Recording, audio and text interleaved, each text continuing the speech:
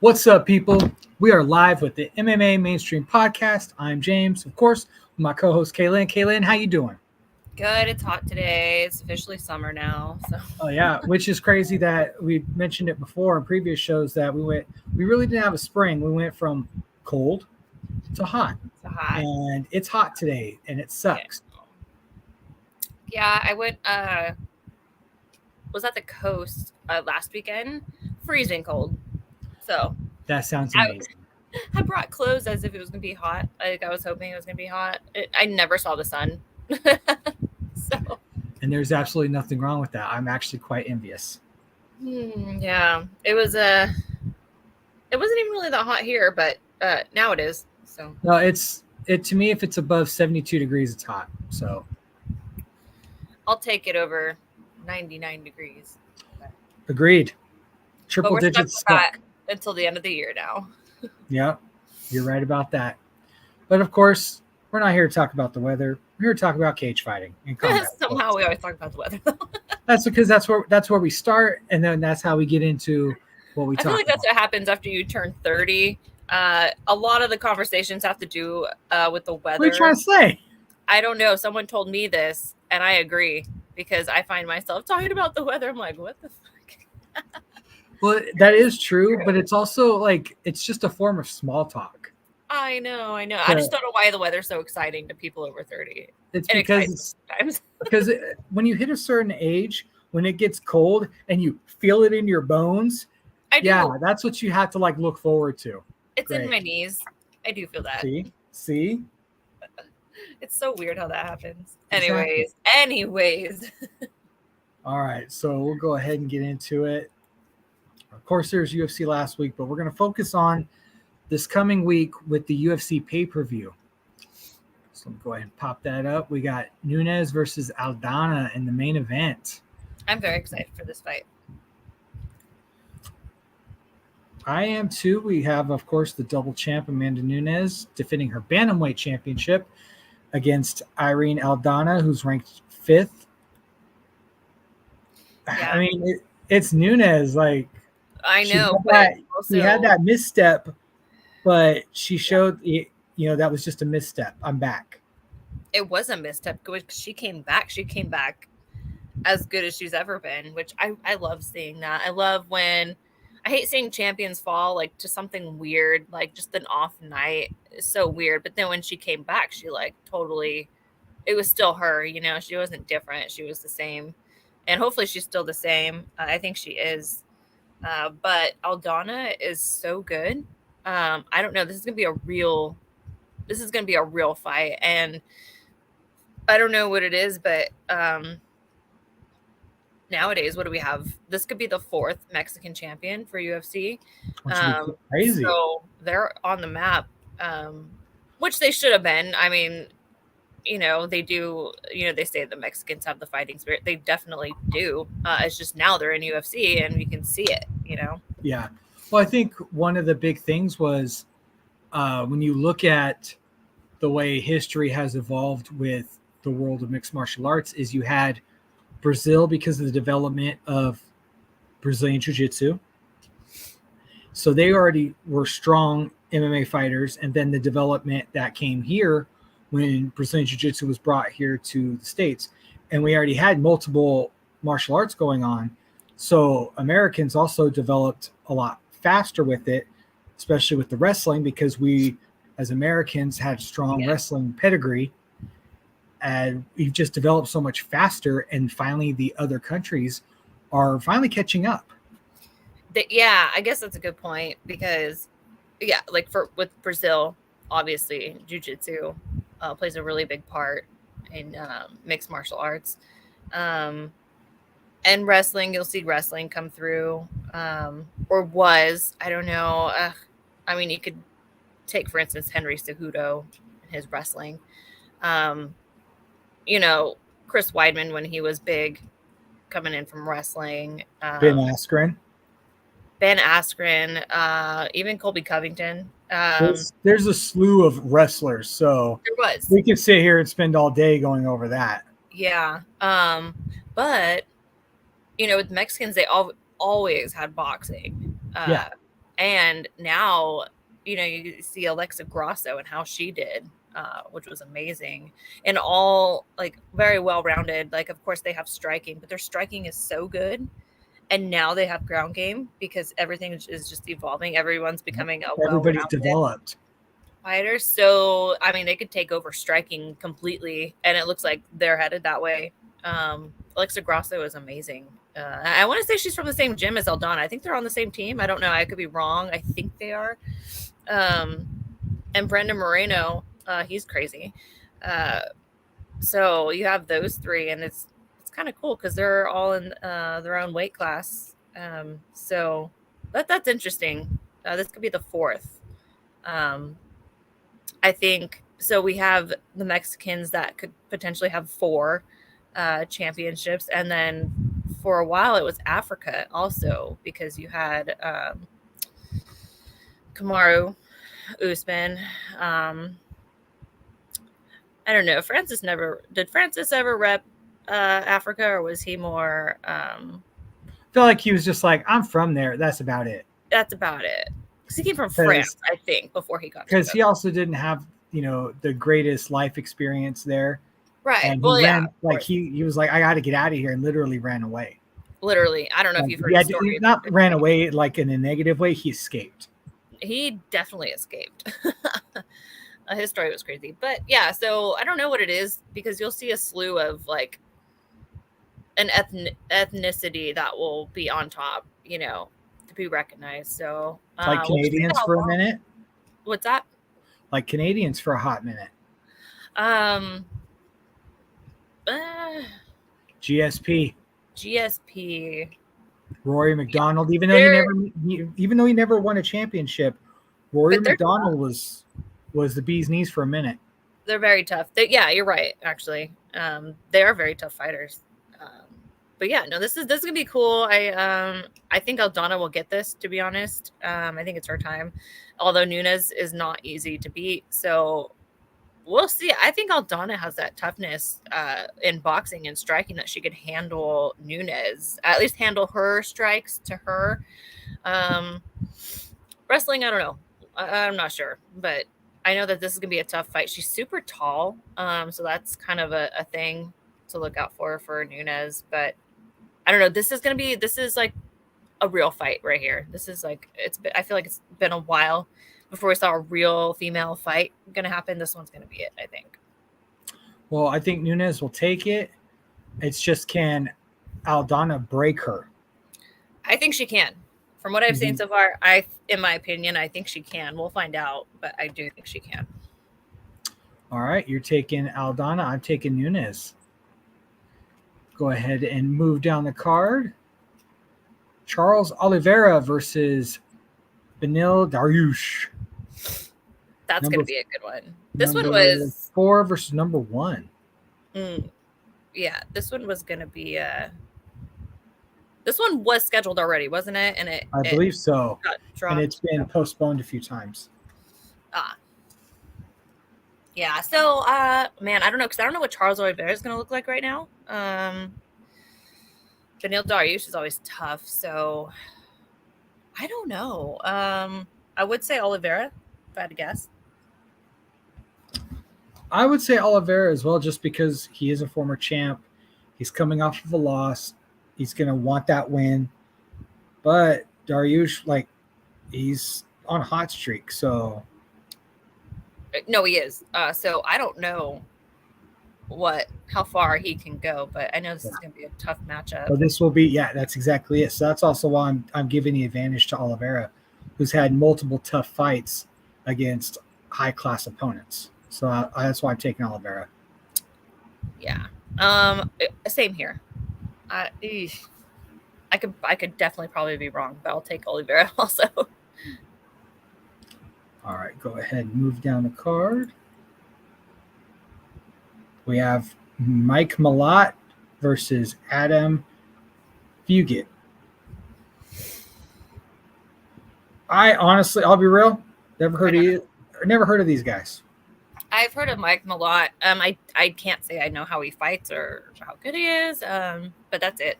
And what I mean is, I feel like we've also gotten to a point with the UFC and MMA is that there's so many competitors out there that a lot of them fall through the cracks. There's nothing special about them. Well, either that or if they're not ranked, chances are. That's also very true too. Know. So I don't know if that's exciting to have a roster that you don't know who's going to be coming up.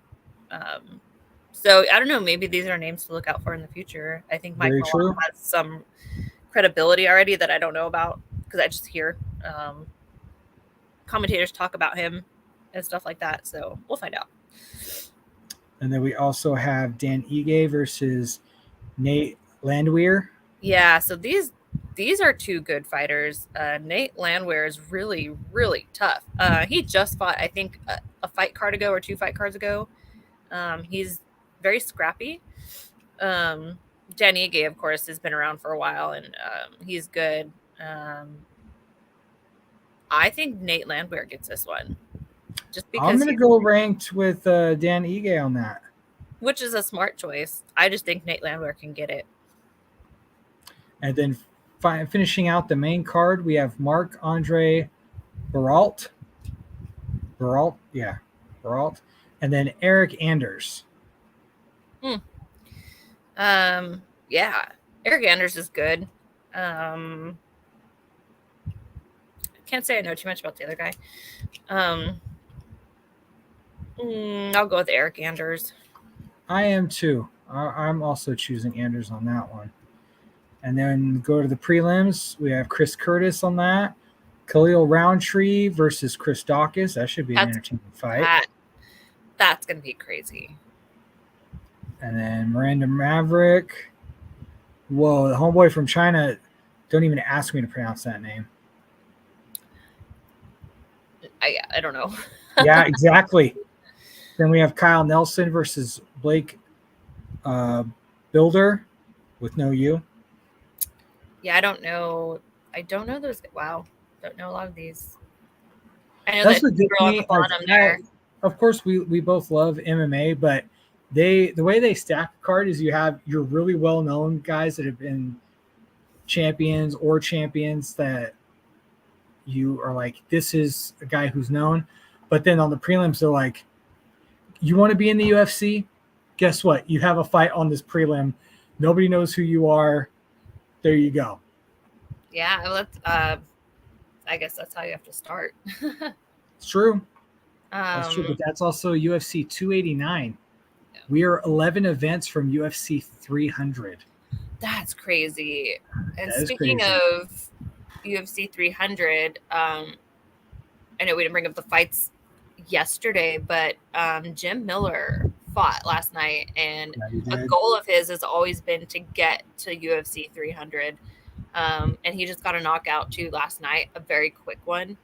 So that dude is still going at it, and I didn't know that UFC 300 was 11 events away. He could totally do that, like no problem. Yeah, it's like probably headline it if he wants. They do a pay-per-view a month, so that's like 11 months away. A year. Yeah. That dude is still very, very tough. He looks super healthy and super strong. The guy he fought was pretty tough too. I forgot his name, but he got a really quick knock.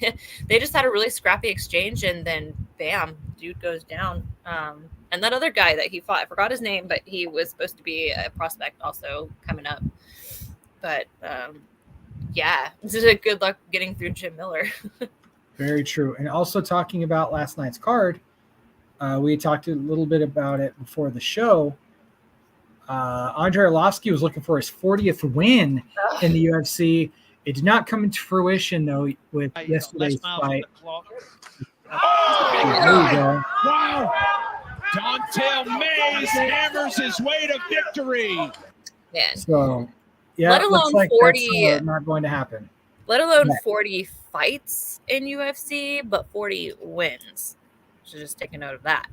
Yes. 40 fights, 40 wins. So, and I forgot what Arlovsky's record is, but he has a lot of fights. He has a ton of fights. And he's still fought everywhere. Yeah. He still looks fine, as if he can do, like, no one's concerned Really, they're just Yeah. shocked when he's Like still in the fight. he lost yesterday, but it's like he'll be back. It's all I right. think, but how many times can he come back though? the That's thing. true. You But don't hey, know. when he hits that 40, like if he's like, I'm done, there you go. Maybe Or when he's his waiting for contract that. expires. Maybe he's waiting for that. Maybe not. How much you Maybe. want to bet he goes to bare knuckle fighting?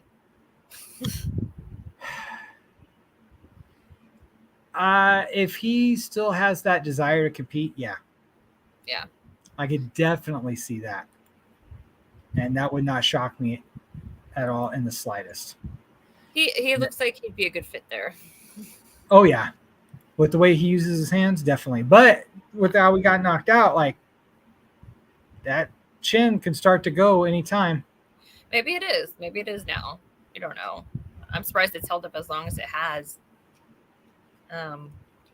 But yeah, and I don't mean to change the subject, but I believe bare knuckle fighting is coming up on 5 years now? Is that I believe? Yeah, it's been around. Like it's crazy to even think that it's been around that long. It doesn't feel like it. I know, but also 5 years is a milestone for something that's still not that. You know, he didn't think it would go that long. That long, but also, it's been. I read that and I was like, 5 years, huh? You think they'd be bigger for something to last 5 years? They're getting there, and we've had this conversation that they're getting there based off of the notoriety of fighters from previous promotions. From I shouldn't say previous, from other promotions, hence the UFC, Bellator, fighters that have competed in other bigger promotions. They just use that like little, you competed there, but we're going to bring you in here. Yeah. Yeah, I'm thinking about it. I don't know who would want to start out in bare knuckle. That's pretty crazy. But because there's also not a long shelf life at bare knuckle. We both talked about that. Yeah, well, 5 years is a long time to fund something that hasn't really gotten that big. I think they do well enough. That's why they're still around. They do have Mike Perry now. He could be a star of that. I feel like they're trying to develop him into that. They should utilize him. He's available. Right? It's not like he's doing anything. There you go. Right. Yeah. All right. So also talking about the UFC, there's a fighter who hasn't even made his debut in the UFC, and he's been suspended by USADA. Jose Henrique was suspended. Never even made his debut. He's 6-1, signed with the UFC in March, and has not been booked for a publicly known fight. However, he submitted an out-of-competition sample that tested positive for 19 Norostradone, 19 NA, and some other type of stuff that is a banned substance. Okay. Yep, that's definitely steroids.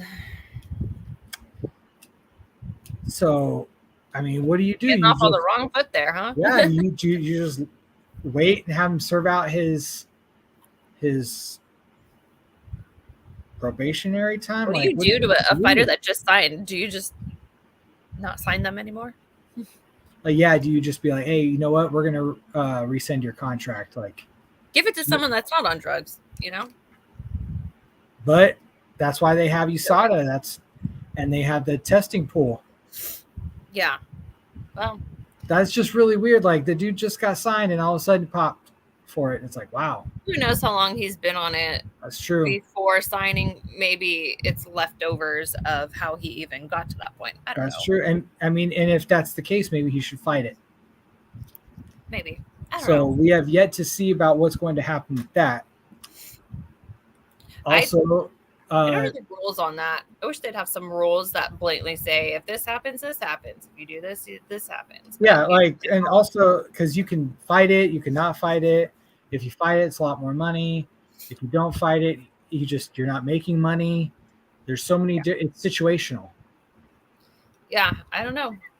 And speaking of failed drug tests, this next story, this guy also failed a drug test. defending light heavyweight champ Rob Wilkinson out of 2023 PFL season due to failed drug test. Champion of PFL. And That's he failed the the drug test following his victory over Thiago Silva at PFL 1. Thiago Santos. Santos, sorry. I said Silva. Santos, thank you. I know, but Thiago Santos, like, what? Give him that fight back. Right? Give him that fight back, because I don't think Thiago Santos was on anything. He's been very good for a very, very long time.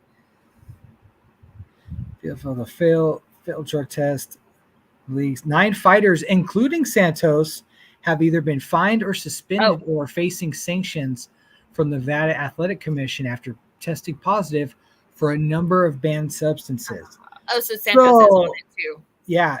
Okay. Then do you just give him that win?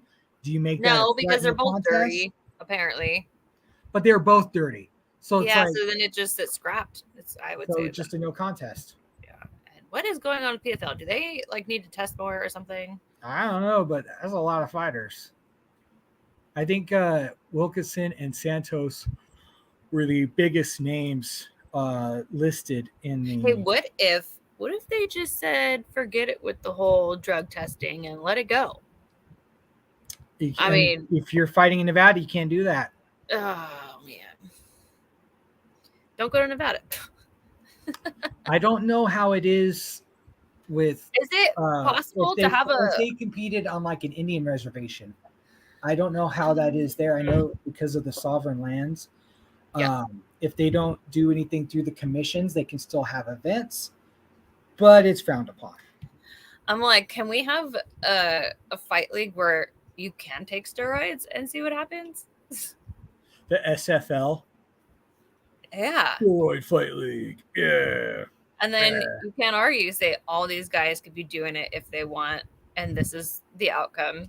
You probably get amazing fights. Some wacky stuff. Maybe it's not possible these days, but I don't think so. I don't think that would work. I guess. I wonder what they're going to do to all those 9 fighters, because PFL, they're big, but not that big. To the They're point getting there, especially with having Francis Ngannou sign. They're progressing and getting bigger. Yeah, I forgot about the Francis Ngannou thing, and I'll probably forget about it again because I don't think he's fighting for another year or something like that. Whatever. I'm over it. I'm over that guy. Yeah, he had some good news, but it's oh, you're not fighting till 2024? Okay. So we still have tons of time. Tons of more time to forget about him. Whatever. All right, we're going to keep with we're going to go back to the UFC for right now to talk about a fighter who used to fight out of Visalia and live in Visalia, Cody Gibson, because you were talking about watching The Ultimate Fighter. He's on The Ultimate Fighter. Mm-hmm. What were your thoughts on the episode? Oh, I was really excited. Well, of course, when you have Michael Chandler and Conor McGregor as the coaches, you know it's going to be entertaining at the very least. But what's cool is they have, I believe it's 155ers and 135ers, vets, and vets against whatever you want to call it, newcomers or up-and-comers or whatever. People that have not been in the UFC yet, and people that are fighting to get back into the UFC, which is cool. That's an interesting dynamic. I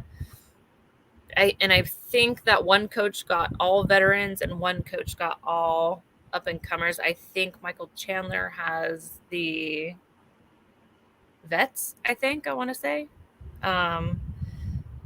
But anyway, the first episode was good. A lot of these episodes in the past, I usually just kind of like to watch the fight at the end rather than all the stupid drama and training. But I think this drama might be actually interesting now that we got these two guys. And I think I saw a preview, something already went down. So it's whether it was manufactured, I don't know. But at the very least, it'll be entertaining. And knowing that they're going to fight makes it a lot more exciting too.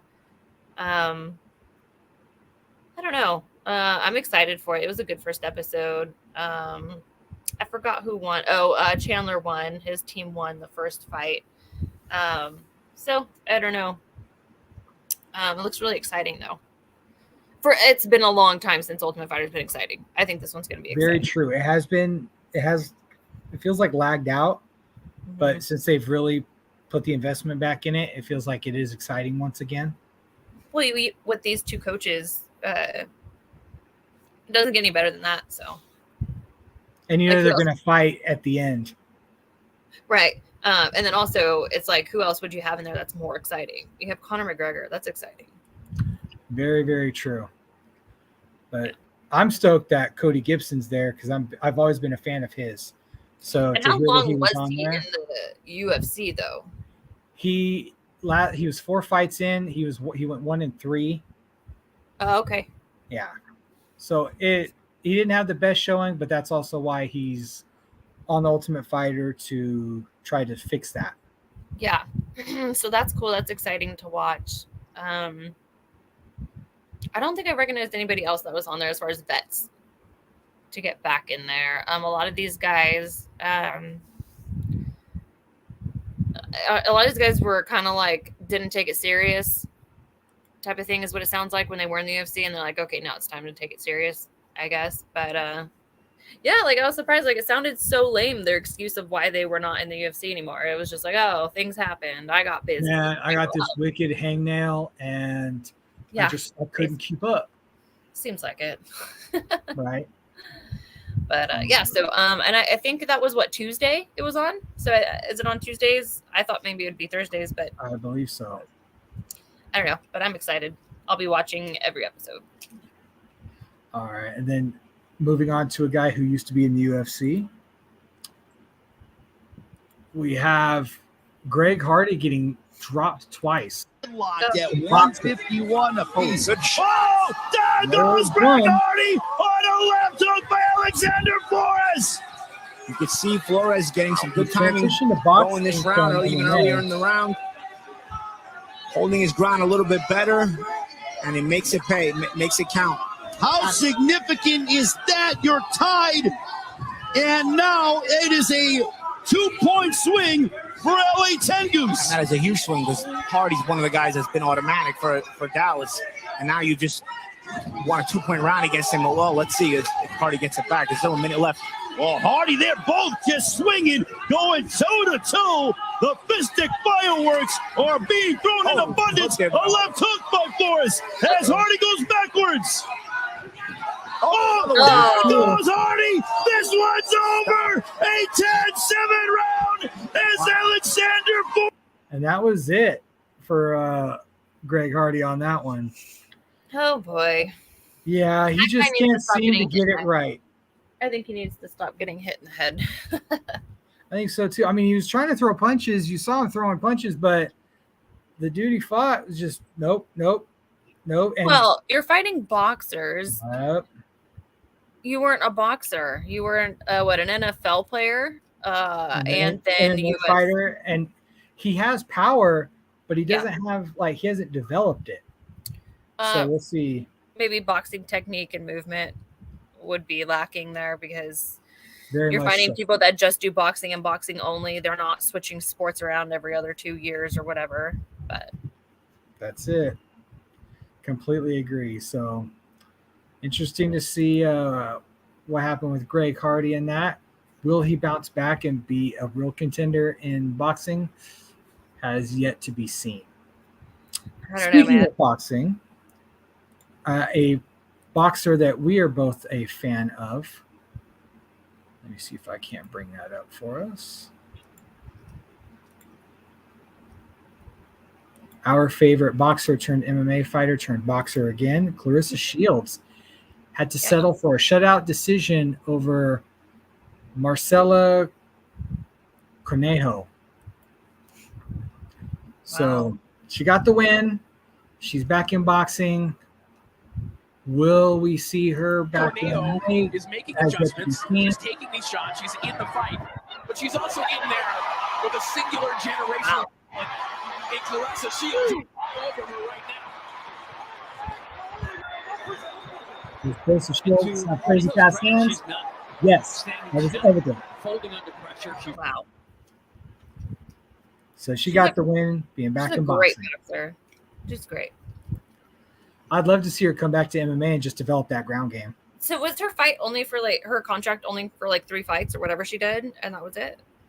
That I'm not sure. I'm just wondering why she left MMA. I'm only interested in fighting the best, she says. I'll be looking at that fight, referring to a fight that's going to be taking place July 1st between 2 people she's already beat. Okay. Well, so it's kind of just like, what do you want to do now? Yeah, she got bored. Exactly. Yeah. All right, and then now we're going to focus on stuff going on in Central California. We've got Grappling X coming up June 11th at Central High. If you're a jiu-jitsu person, you've already known about this. You're already training for it. It's just going on. So if you're a fan of jiu-jitsu and you want to go check it out, that's when it's going down. June 11th at Central High, gi and no gi divisions. So definitely recommend checking that out if you're a jiu-jitsu fan. Yeah, of course. Like, that's where all the jiu-jitsu guys locally are going to be. They've been training for it. And then lastly, at the end of June, the month we are currently in, let me bring that up for us. We have 559 fights at Valley Strong Ballpark, where the Rawhide play. You haven't been to a show out there at the ballpark, have you? No, I haven't. It's a really neat, really cool setup, the way they do it out there. The only thing that sucks is it's June and it's outside.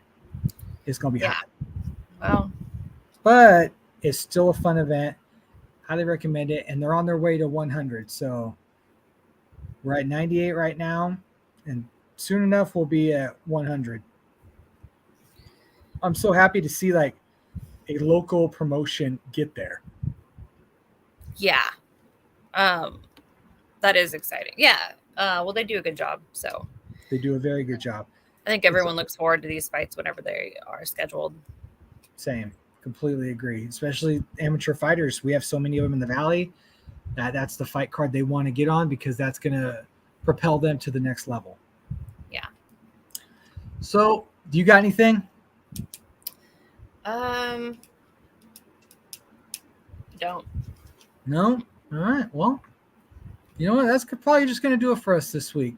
Not a whole ton of stuff going on, so we'll just wrap it early. All right, guys. Thank you for joining us on the MMA Mainstream Podcast, and we will see you guys next time.